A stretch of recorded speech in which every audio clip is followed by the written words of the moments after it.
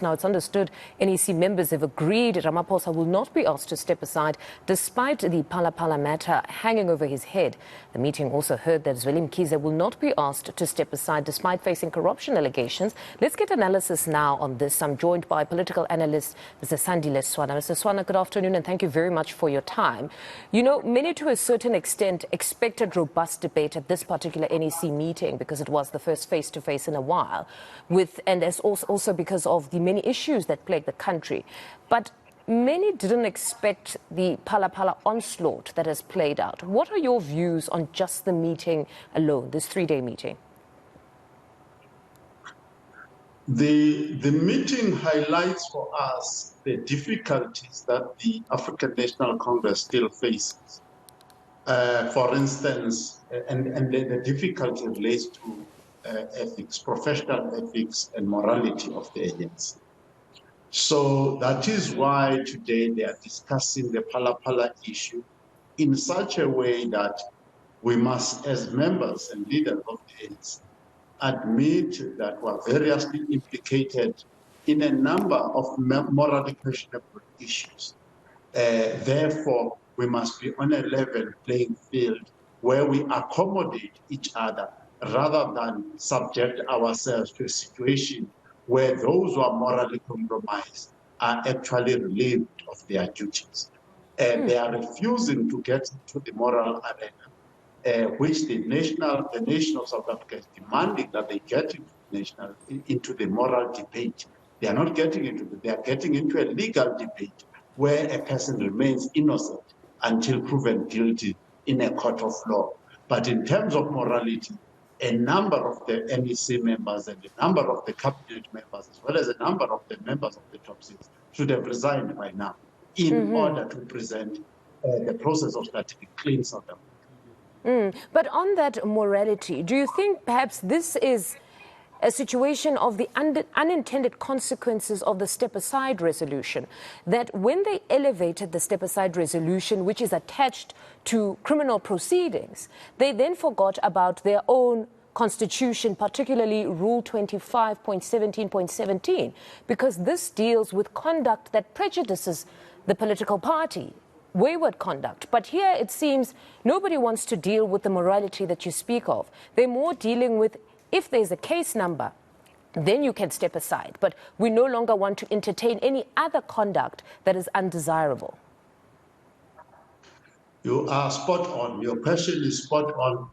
Your question actually speaks to my original standpoint on this issue, that this step-aside resolution should not have been started at all. Instead, the African National Congress should have enforced the Constitution, because under that Rule 25, there is no offense that any member of the NEC top six and any other member can commit that is not fully catered. Yes. Then in that case, you deal with the Constitution and you deal with the morals that are already prescribed without involving the NPA and outsiders for that matter. Because some even wonder that if you're going to have a process that is linked to a process or a forum outside of your control, such as the law, because our courts don't work on the timetable of the African National Congress. Some will feel prejudiced that their case has been going on for 3 or 5 years. They've lost the opportunity to stand for specific positions. So that on its own, would it not have been sabotage, where you want to link your disciplinary processes to the courts which you have no control over? Yeah, it's self-sabotage. And it boils down to the issue that we've raised, to say the ANC must run the country to the extent that they continue winning elections according to the constitution of the country, not look for any other thing, such as state capture and other devices of running the country. And also run the ANC according to the constitution of the ANC, and not look for other external devices of running the ANC.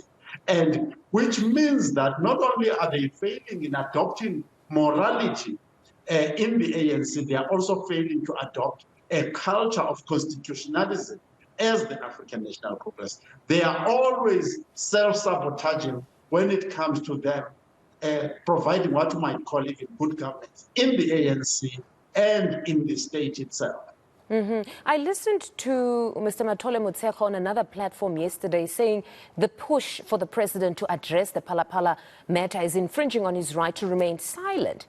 Does that honestly hold water when one voluntarily joins an organization where you would be subjected to certain rules and a code of conduct, that if for us in our political party, you must at the very least give us a high-level briefing of what has happened, then you must do it?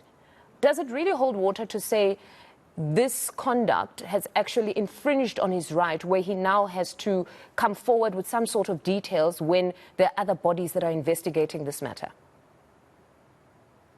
I think Matshela Motshekga is actually misleading all of us. The issue here is around reputation, the good name of the African National Congress. It is around misconduct and whether the constitution of the ANC is violated. And the disciplinary process that Ramaphosa will face is in terms of the constitution, not in terms of being prosecuted in a court of law. However, I believe that the copy of the document that is submitted to the public protector as answers to the 31 questions the public protector asked, he should have given it to the Integrity Commission.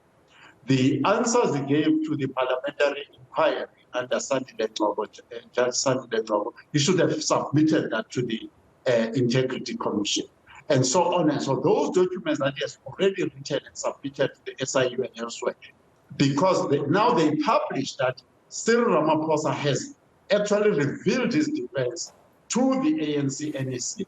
Meantime, there is no defense that he has revealed at all. If he had revealed his defense, he would have given those documents that detail the defense. And then moral decision would have been made, not legal decisions, moral decisions, ethical decisions. Then talk to us about the relationship with the ministers, because yes, there should be no conflation of party and state here, but we had ministers that are generally measured, the likes of Nkosazana Dlamini-Zuma. She hardly is in any controversy. And this time around, she spoke out saying that if indeed the proceeds or the money stolen was indeed the proceeds of a legal transaction, then it shouldn't have been hidden in a sofa. I mean, surely that would sting. You're going to go back in government and work with an individual who has now articulated their position on you or their views on what has happened on your farm. How does this now work out insofar as their relationship in government as members of his cabinet? Since the days of Thabo Mbeki until now, we have struggled with the cabinet members and even members of parliament and other structures being afraid of the president. But in a democracy, no citizen should fear to tell the truth as it is and as necessary. Even if you are a cabinet minister, as a citizen, you have a duty to tell the truth as it is.